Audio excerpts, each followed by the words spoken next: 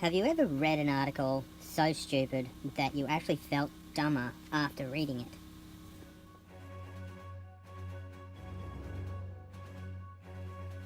Before I continue on with the article, I would like to express my condolences to anyone that has suffered because of the terrorist attack in Christchurch, New Zealand. I am deeply saddened by the loss of 50 unarmed civilians by this terrorist. In my opinion, it was an act of cowardice and should never have happened. Full credit to the New Zealand police for apprehending him.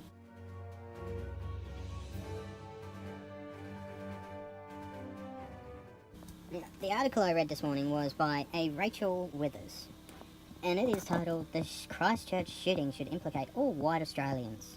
Shame and apology is not enough in confronting our country's virulent racism."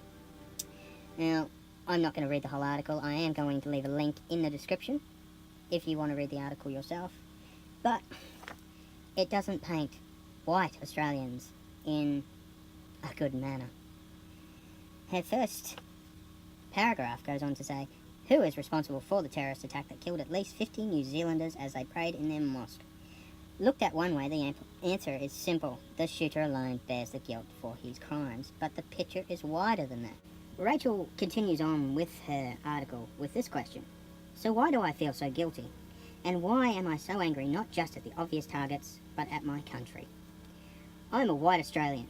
I know that blaming myself and my cohort is illogical, but I can't escape the feeling that all of white Australia is implicated in the death." She just said that what she's feeling is illogical, but she still continues to write on about it.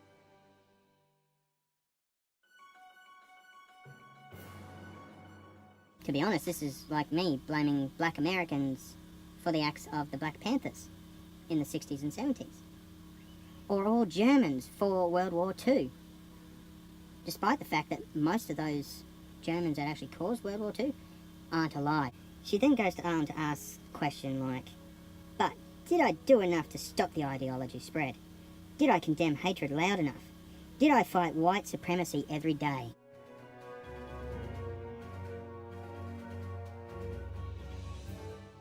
Australia, as with most countries in the world, has a minority that does, practice white supremacy. So does America. So do most countries around the world. Now, why are you fighting the loud minority and ignoring the silent majority, Rachel? I don't understand why.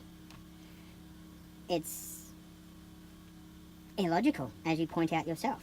Why should someone that hasn't done a crime get blamed for it based on their skin colour? I mean, you talk about genocidal invasion here as well. We are a nation born of shame. A white majority Australia exists only as a result of genocidal invasion. You obviously did not pay much attention in history class at high school.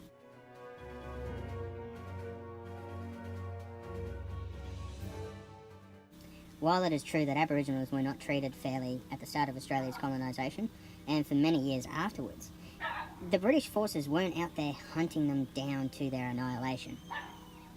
Yeah, there were skirmishes where British soldiers fought off Aboriginal attackers and did go out and hunt specific Aboriginals, but they did not go out of their way to annihilate the race. If they had, there wouldn't be any left. The British forces had superior weaponry and superior training to the Aboriginals. Yeah, it wasn't fair, and Australia did apologise for it, as you do mention in your article in 2008 under Kevin Rudd. But the generation that is around today is not responsible for the actions of their predecessors. Again, that's like me blaming all Germans for World War II, despite the fact that none of those Germans are alive today. It doesn't make any sense. It's illogical. It's true. Every country in the world has some dirty marks that they don't want and that they are responsible for. But to be honest, me personally, I treat everyone with respect until they give me a reason not to. You have just blamed every single white Australian as being self-centred.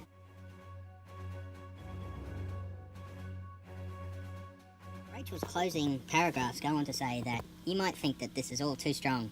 They're placing at least some of the blame on white Australia as kind of self-centered masochism. That blaming a nation's culture for the sins of a citizen is like blaming humanity for the crimes of one man. But it's better than the alternative of saying, hashtag, not all Australians, and looking the other way, thinking, well, there's nothing I can do. White Australians may not be strictly answerable for Tarrant's crimes, but we have some big questions to ask ourselves. If you're an Australian and reading this makes you feel defensive, you should ask them now. The whole premise of your article you've just basically dismissed in there, but still stuck a knife into the side. It's important now that I mention that Rachel actually lives in New York at the moment. She hasn't lived here in quite some time, so I'm wondering what actually makes her qualified to make these statements. And for someone that is employed as a journalist, not a columnist, a journalist's job is to report the facts and let the reader decide for themselves. What you've done here, Rachel, is basically put your beliefs in print under the fact of it being a news article. Now, to be fair, a lot of journalists are doing this these days, and instead of reporting the facts impartially, they're going for this unethical journalism, where they're pointing out their points of views. You see this all the time when you watch Lisa Wilkinson on The Project. She does it all the time. Journalists, you guys have a responsibility to report the facts impartially. Let the reader decide. You wonder why people are getting upset at articles like this? At the time I recorded this, Rachel's Twitter account had over 1,000 comments underneath her pin for this article. 60 to 70% of them were pins pointing out how wrong she is.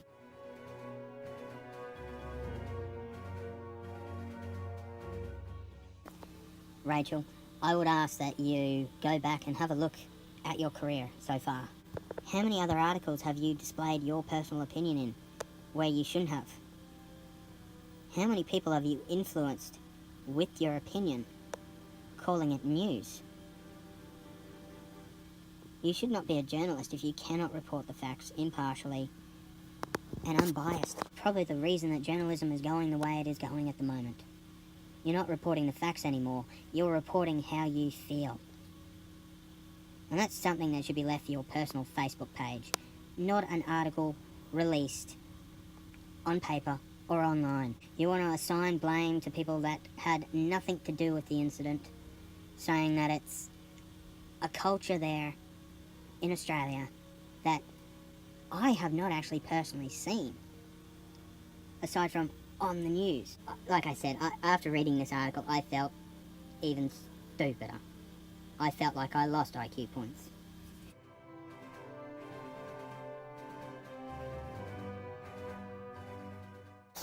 And surprise, surprise, she's a feminist.